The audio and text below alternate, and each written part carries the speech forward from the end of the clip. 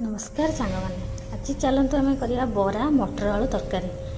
तो से कौन कौन सामग्री दरकार चलतु आमको देखदेवी। मुझे आगुरी काटिक रखी पियाज लंका भुर्संग पत्र आंब कषिया अदा काटिक रेड कर कि जीरा हाथ में ने आगुरी आम बिरी भिजे रखी धोईकी बटा हो रखाई से आम सुजी देदेबा जी बिरी नहीं से परिमाण अनुसार सुजी देवा। सुजी की भल भाव गोलैकी स्वाद अनुसार लुण पकईदेवे लुण पकई गोलैकी तापर आम कटा जाइए रखाई सब सामग्री को आम देदेवा। एमती आम सब देकी आउ थे गोलैदेवा। देखु आउ थे पकई सारिकी भल भाव गोलैकी आम रखीदे। प्राय आमर यहाँ आम जलखिया सकाଳେ खाईपर संध्यारे खाईपर बरा मटर तरकारी। तो आम ए चुली करवा आगुरी चुली लगेगी तेल गरम कर देइथिली। एबे आम बरा को छोट छोट साइज रे पकेवा। खंतु बेसी जाल देबेनी चुली रे। मो चुली रे जेहेतु आम करुचे बागे करवा न पोड़ी जीव।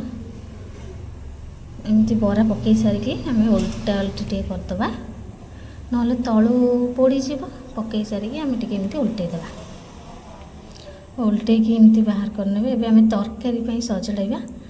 तरकारी आगुरी आलू काटिक रखीदेली।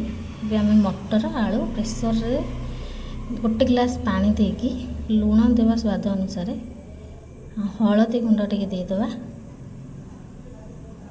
ताकू आम भी प्रेसर ढांकुणी देकी गैस रे बसईदेवा। एबे चलो तरकारी मसला सजाड़ा।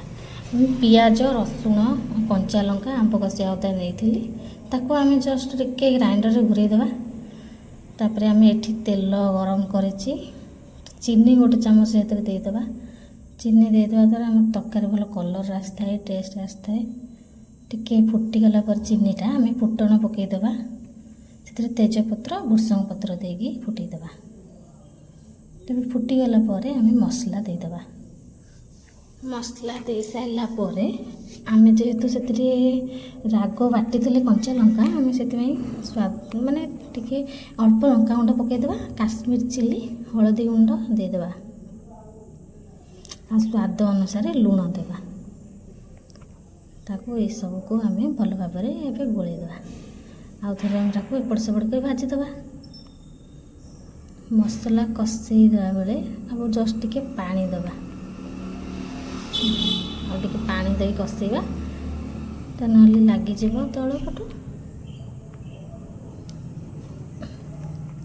आमर तो माटी चुली रे बरा और मटर तरकारी बढ़िया लगे। एमती चुली रे रोषे कले चुली टेस्टा आमको भल लगी था। प्राय तो गाँव में समस्ते चुली रे करती। देखु आमर ए मसला कषि हो गला। आम पूर्वर सिझेक रखि मटर आलू को आम देदेबा तरकारी कड़े ओजाड़ी आउ टे घांटीदेवा। तापर आम देदेबा पानी आउ टे ग्लास पानी हो कि आम झोल अनुसार से आम पानी देवा। तरकारी फुटी आसला आम से देदेबा गरम मसला गोटे चामच गरम मसला देके आम आउ थे घांटीदेवा। तो आम तरकारी ए प्रस्तुत हो गला। एबे आम प्लेट को काढ़ीदेवा बरा और मटर तरकारी। यहाँ आम सकाଳେ जलखिया खाईपर संध्या भी खाईपर। तो आपण मैंने यही जलखिया निश्चित थे बनई खातु। केमी लगुच लाइक सब्सक्राइब करूँ कमेंट में निश्चित भाव जनातु।